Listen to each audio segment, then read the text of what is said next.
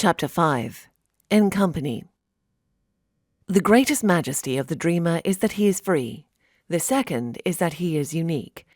No two dreamers are alike. They can be whatever they want to be, and so beautiful variety reigns in the manifest reality.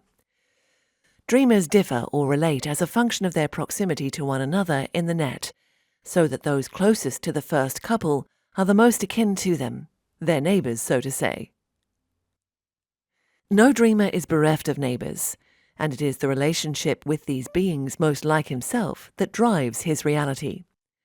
Whilst there may be leagues of unreality between dreamers at any given time, they no doubt stay close when it comes to incarnation.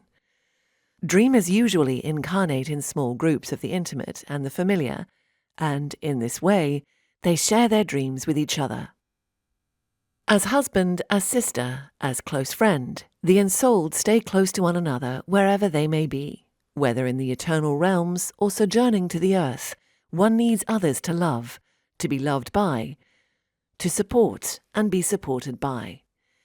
When lucidity dawns, distinguishing a dreamer from a bot or some other such program can be difficult, yet there are characteristics inherent to the soul that are there to recognize. Dreamers are magic. Each of them exists from the beginningless past, and this is carried in their being. They have strong and beautiful physical signs, and though they differ, each form of the dreamers reflects the profundity of the soul in a manner that is not reflected in the program. Dreamers are magnetic. They have a true depth of character that is the child of their unstoppable propensity to dream. Wherever they find themselves, their expression is deep. It is pregnant with meaning and the experience of the manifest reality. For the most part, dreamers are not contented with dreams mundane. Rather, they draw themselves and others into profound and dramatic dreams, where purpose and lucidity can be found. Finally, the three forces, the three aspects of that beautiful mother of the One, can be seen in the soul: the bright one, the restless one, and the dark one.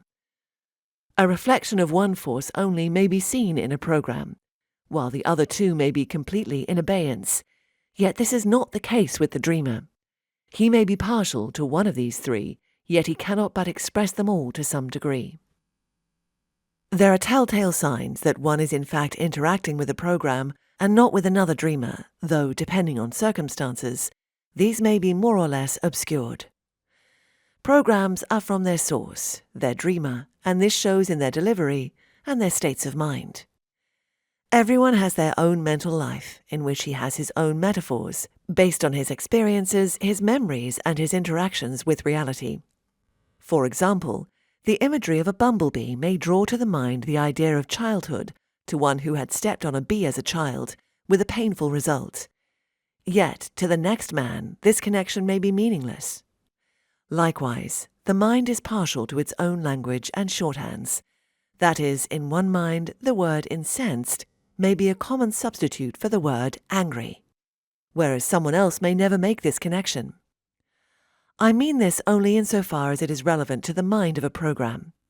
The unreal creation is a product of its creator, and therefore reflects him to a certain degree. When distinguishing a program from a dreamer, this is helpful. If a being is caught using the metaphors and shorthands of a dreamer without mimicry, then he is undoubtedly not real. This principle extends beyond the idiosyncrasies of the mind, but also into detail, as programs can be found to have access to information that they simply could not know. In such a case, it is because they are using that information as a part of their utility. In the net of being, dreamers are nestled side by side, and yet in dream space often they are at great distances from one another. Two pieces on a chessboard walk square by square and thus reach one another. Yet in reality, this is not how dreamers touch. Rather, one dreamer is at one time in a room, and the other is likewise. The conundrum is how to get them in the same room. The first means of doing so is the most obvious, and that is to collapse the elements of the two rooms, so that they match in a conventional way. There is a concert hall in dream space. Two dreamers will meet there, but it must be understood that outside of the two dreams, the concert hall does not exist. It is simply an idea. The first dreamer thinks, where am I and what time is it? That is, where is this space? And what is the causality of time that surrounds me? To get to the concert hall, he has to change the answer to these questions through conviction. Thus he opens a door and begins a script that ends in the hall at the desired place in time. The other dreamer does the same, although the necessary script to achieve this will be different. The final result is such that both dreamers lock eyes in the same place and time, and their answers to the question, where am I, becomes the same. This is how two beings who could be separated by leagues upon leagues in dream space can come together, and it is done quite naturally. The second method of interaction is more arcane, and it does away with the need to move through dream space. You can pick up and dial the heart phone. Here, the two dreams are collapsed on top of one another, as it were, and it allows dreamers to communicate through the net wherever they may be. The mind unfolds from the heart as its source, and emanates from that which is prior to location. The mind asks the question, where am I? But is itself prior to both the question and the answer. Thus, by using the mind lucidly, it can be an instrument for long-distance communication. To do this requires a great deal of energy, power, and control of the field. The mind of the caller and the receiver must be cleared to the source, otherwise one runs the risk of moving in dream sleep and having the call diverted to a reflection. Let the caller focus his attention solely on the receiver, and let him begin to believe with all conviction that he is able to communicate with him, and that he is in fact in the same room as himself. One accustomed to this practice will recognize the feeling of being called on the heart phone, as the presence of the caller will be manifest and the lesser articles in his room will begin to fall away. The two hearts must be merged, such that they sit on top of one another, and the two fields cleared, so that it is as if two people on the line are in empty dream space together. One must think that there is nothing to see save that dreamer whom he wishes to speak to, for this an overwhelming desire to communicate and surrender to the process are the greatest resources. When the call is connected, then one can speak by broadcasting the thoughts from the heart, the space being empty and the receiver himself focusing on the caller's heart.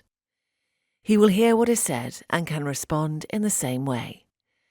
When this is done, but the receiver does not pick up, then the message will be left on his answering machine. This simply means that the contents of the message will be left in the deep sleep state of the recipient.